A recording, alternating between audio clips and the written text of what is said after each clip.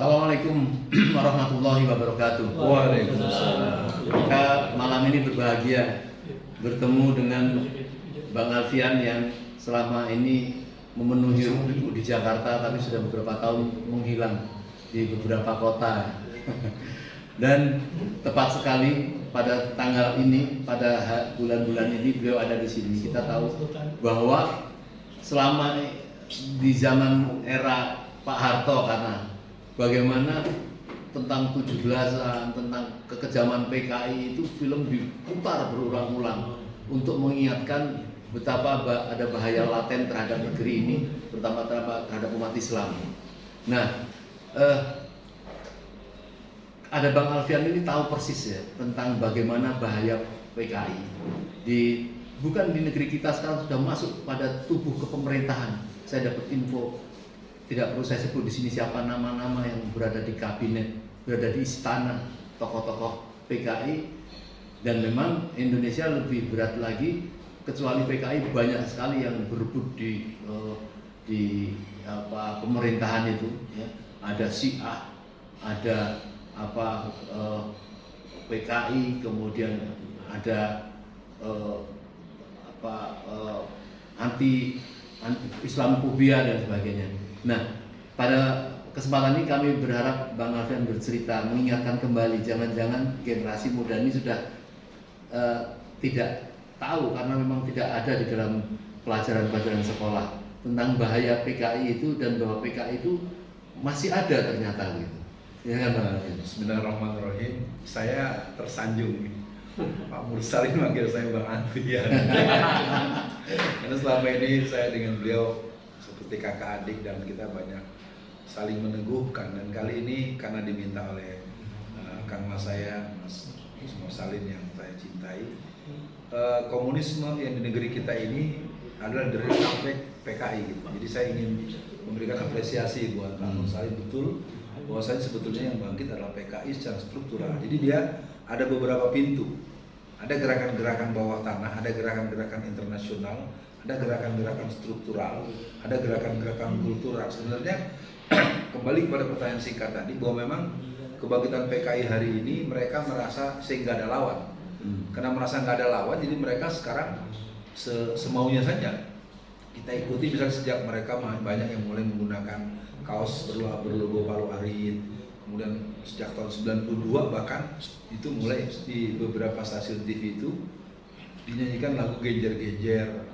Sebenarnya kalau mau ditarik secara skematik, kebangkitan PKI ini memang telah mengalami prakondisi atau cipta kondisi tanda kutip ya, yang membuat orang akhirnya sering merasa tidak perlu lagi menyoal PKI. Oh, PKI udah nggak ada. Nah, itu Islam komunistofobi. Oh, itu setan. Oh, itu anu. Oh, itu anu. Jadi kalau secara singkat saya katakan sesungguhnya pemutaran film G30S PKI itu juga tetap tidak bisa menjadi mesin perlawanan. Menurut saya tidak bisa. Tapi memang harus diputar. Maka tadi kita saja tanggal 27 ini, 27 September baru saja kita di hadapan sekitar beberapa ratus bapak dan ibu yang hadir, kita dalam rangka pembekalan calon komentator. Jadi 2 hari ke depan diharapkan ada menonton film-film G30 PKI atau film Operasi Trisula pemberantasan PKI di Blitar Selatan, atau pemberantasan PKI di Madiun, di Banyuwangi, di Wonogiri. Ternyata operasi pembersihan PKI itu harus dilakukan hampir di semua basis-basis mereka yang ada di Solo Raya, terutama di Jawa Tengah. Jadi buat pemirsa, buat bapak-bapak dan ibu-ibu, semua masyarakat Indonesia, kita tidak punya masalah yang satu. PKI bukan satu-satunya masalah, tapi jangan bilang PKI bukan masalah. Saya pikir ini satu statement dari saya dengan catatan, ada hari kita untuk memutar film G30 PKI, tetapi tidak perlu menunggu tanggal 30 September saja. Itu jadi sebenarnya dia mempunyai suatu ideologi yang sedang mereka kembangkan, atau kita hanya sekedar mengingat sebuah historis saja? Secara praktikal sebenarnya negeri ini de facto sudah menjadi negara komunis kalau menurut saya. Dari pola-pola apa ciri-cirinya apa? Ciri-cirinya keputusan yang diambil sering sepihak, hampir selalu sepihak. Yang kedua, tidak mempedulikan aspirasi amalia keagamaan terutama Islam. Yang ketiga, tindakan yang selalu merendahkan, melecehkan, bahkan menistakan sampai menangkap dan seterusnya terhadap tokoh-tokoh Islam, terutama ulama-ulama dan orang-orang yang punya pandangan-pandangan yang mengarahkan kepada amar ma'ruf nahi munkar dan memberantas maksiat.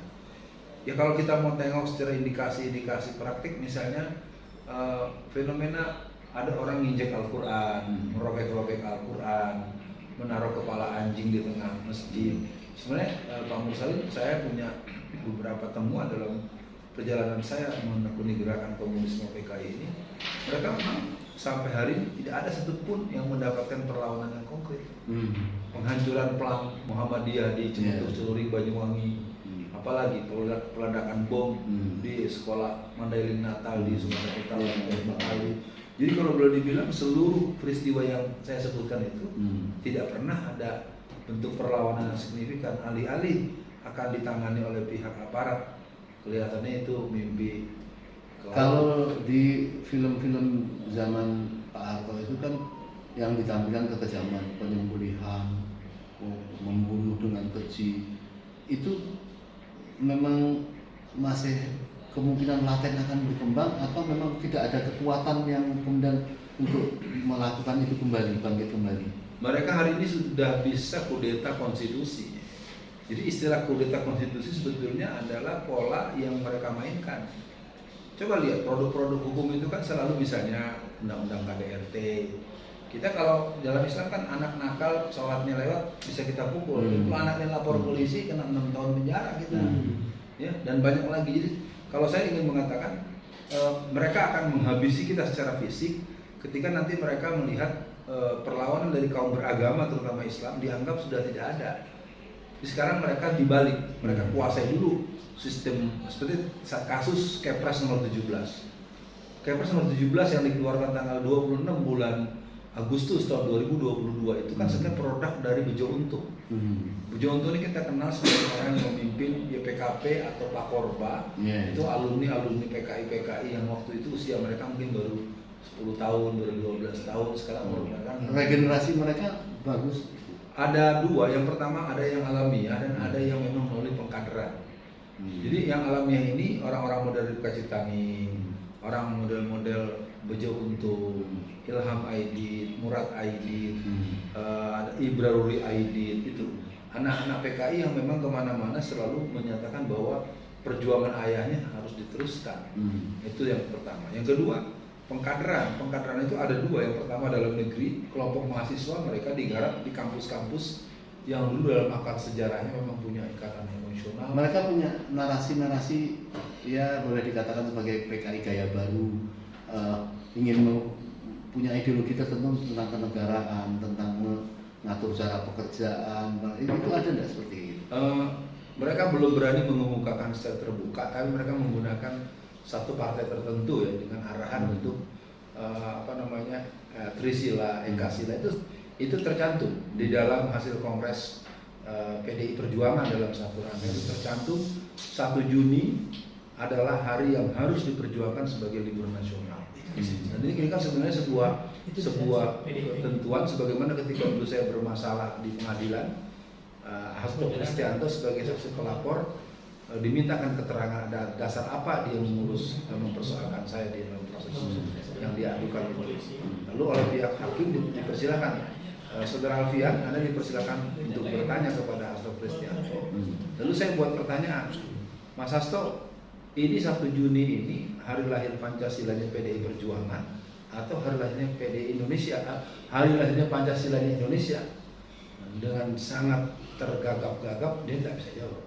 Artinya mungkin buat pemirsa perbincangan ini mungkin tetap akan jadi bagian daripada upaya kita untuk tidak melihat persoalan secara spontan, bahwa memang ada klausul, ada konsideran, ada dasar pemikiran dan ada kepercayaan yang terbangun. Maka dengan adanya penetapan libur 1 Juni tahun 45 sebagai Hari Pancasila, ini merupakan sebuah penegasan Dan ini tidak pernah dibicarakan loh Pak Musa. Tidak ada musyawarah, tidak ada dengar pendapat di DPR, tidak ada pembahasan. Ya karena mereka secara tegas-tegasan memang kayaknya tidak nampak ya narasi-narasi tentang itu, kayaknya mungkin tidak berkembang kalau saya lihat ya. Iya, memang narasi tidak berkembang, tapi buku mereka tersebar kan. Buku Aku Bangga Jadi Anak PKI yang terbit pada bulan Juni 2002 itu sampai hari ini kan sudah tercetak sebanyak 2 juta eksemplar. Yang Citaning. Iya. Dan buku itu kan bersambung. Juni 2002 Aku Bangga Anak PKI, September 2005 Anak PKI masuk parlemen. Jadi kan itu buku yang kedua ini mungkin memberikan isyarat buat kita bahwa di parlemen itu baik DPRD kota kabupaten, DPRD provinsi, apalagi di DPR RI, dan itu sudah banyak tokoh-tokoh kita yang cukup jeli menyebut lebih dari 200-an orang yang punya indikasi terpapar dengan pandangan-pandangan komunis. Kalau kiblat kekuasaan yang dulu lebih dekat mengarah ke Amerika dan kita semua tahu sekarang adalah mendekat mengarah kepada Jinping, kepada Cina gitu. Apakah itu indikasi juga kelihatan ada kebangkitan PKI? Adakah kesamaan PKI komunis yang di Cina dengan yang di Indonesia? Pertama dipahami bahwa dua bos penjajah ini kan masih menjajah kita ya. Mereka ini kan kalau kita lihat dari geopolitik internasional, ini kan mereka bagi-bagi lapak.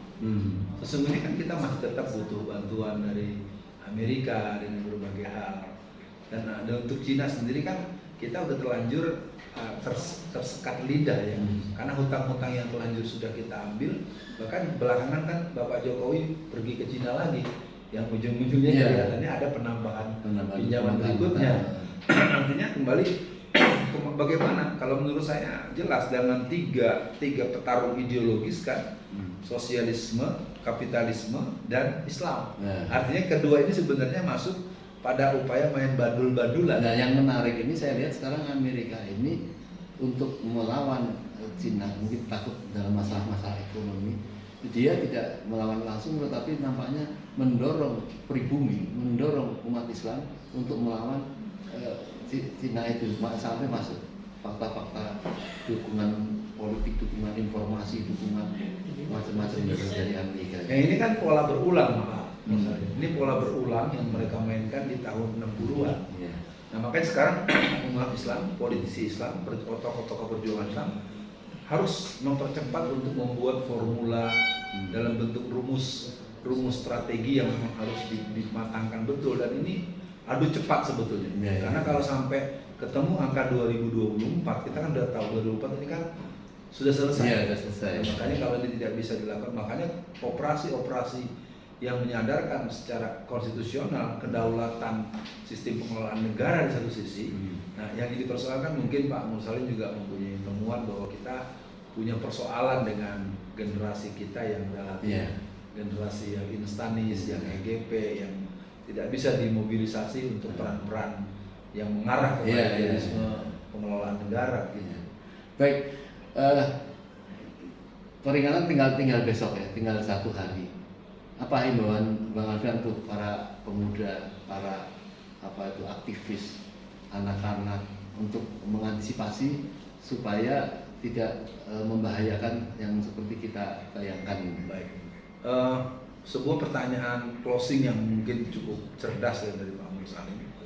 Pemutaran film G30 PKI menurut saya menjadi wajib untuk dilakukan di semua posisi-posisi sosial, di masjid, di kelurahan, di sekolahan, di komunitas. Tetapi pemutaran film itu ada baiknya didampingi dari orang-orang tua yang mungkin masih punya usia atau sudah berumur, yang dia punya pengalaman langsung melihat ataupun mungkin mendengar dari generasi pertama. Nah, pemutaran film ini diharapkan memang tidak dibiarkan untuk ditonton dilepas. Kenapa? Karena masa tayangnya hampir lebih dari 3 jam, Pak. Anak zaman sekarang kan buka film 5 menit aja dia udah punya, dia akan kelamaan gitu kan, segala macam. Jadi himbauan dari saya buat Bapak dan Ibu, para pemirsa dan seluruh masyarakat Indonesia, kita tidak akan bisa mengembalikan negeri ini karena formula gerakan komunisme di seluruh dunia selesai di langkah ketiga. Kita lihat bagaimana Rusia, dia dengan awal mencoba mengganggu kekuasaan Tsar yang agung, Maka setelah kudeta yang ketiga pada revolusi Bolshevik pada tanggal 2 Oktober 1917, dia bisa memproklamirkan Rusia yang komunis. Sama dengan pemerintahan di Cina. Di Cina juga setelah melalui beberapa pertarungan dengan kelompok nasionalis dan juga sisa-sisa kerajaan masa lalu, maka pada tahun 1949 mereka bisa melakukan revolusi kebudayaan sebagai tahap yang ketiga. Nah, dalam buku Bahaya Komunisme karangan Profesor Dr. Zainal Abidin Ahmad yang berduet dengan Pak Dr. Baharudin Lopa, di halaman 21 alinea keempat dikatakan bahwa kegagalan pemberontakan PKI tahun 1948 merupakan warming up. Kegagalan pemberontakan PKI tahun 1965 merupakan general repetisi, dan kita akan melangsungkan pemberontakan yang ketiga. Saya menyatakan ini sudah selesai lewat kudeta konstitusi. Tetapi ini tidak ada gunanya ketika kesadaran kolektif kaum muslimin yang mayoritas ditopang dengan nasionalis yang sejarahnya juga tidak pernah bisa menerima komunisme sebagai pandangan hidup. Jadi sekali lagi kesimpulannya, putarlah film itu tidak harus di tanggal 30 saja. Kalau perlu secara berkala di hari-hari besar nasional, hari-hari besar Islam segala macam. Banyak tawaran-tawaran film yang bisa saya sebut. Satu, film G30 SPKI, Operasi Trisula, Operasi Gagak Hitam, Operasi di Madiun, di Wonosobo, di Wonogiri, di Klaten, di banyak di sumber film-film yang bisa kita download di YouTube itu lengkap, Pak Mas. Artinya itu bisa menjadi bagian kepada masyarakat di berbagai daerah, termasuk di Sulawesi. Kalau di Sulawesi itu malah diterangkan siapa ketua PKI pada masa itu, namanya siapa, sekretarisnya siapa, sekretariatnya di mana. Saya pikir ini juga pesan tersendiri dengan adanya pengkabaran melalui dialog kita pada banyak ahli sejarah tentang PKI, tetapi karena dia bukan aktivis sehingga jarang terlihat. Dan saya berharap sekali Bang Alvan sudah sangat dikenal di Indonesia, ini adalah Bapak pengawas PKI. Dan ini tidak boleh hilang, tidak boleh hilang, karena Bapak yang luar biasa itu. Mungkin ilmu tidak sebanyak para sejarah yang mendalami tentang PKI, tetapi ilmu yang Bapak miliki tentang PKI itu mampu mewujudkan irodah, mampu mewujudkan keinginan untuk melakukan penolakan itu yang luar biasa yang harus kita jaga. Jadi, terima kasih Bang Alvan. Ada tokoh yang hadir di sebelah kita, ya. GMJ, Gerakan Muslim Jakarta atau Masyarakat Jakarta, tetapi sangat istiqomah, ya.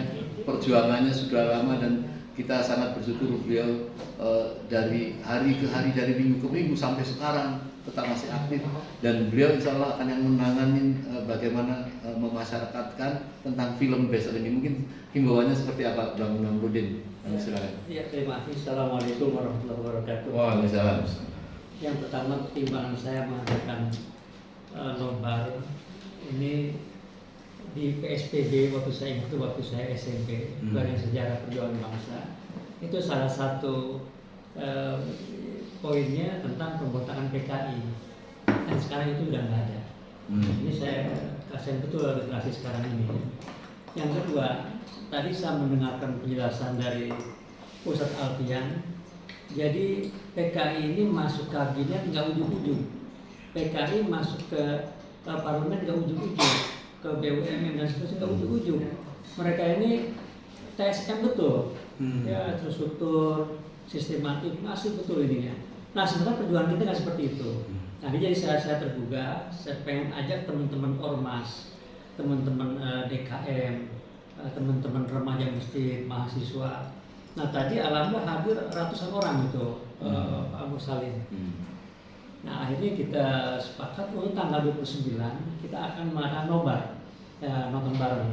Jadi saya serukan kepada film yang diputar film baru atau film lama? Film G30 SPKI-nya. Nah, tadi kan sudah dipaparkan oleh beliau bagaimana nonton secara efektif. Nah, selama ini orang nonton 3 jam, udah nonton filmnya aja. Nah, itu seperti itu. Nah, tadi kita detail tuh, ya diajarkan bagaimana kita. Jadi acaranya kecuali pemutaran mau dilakukan. Nah, jadi kita nobar, dan di situ ada komentator.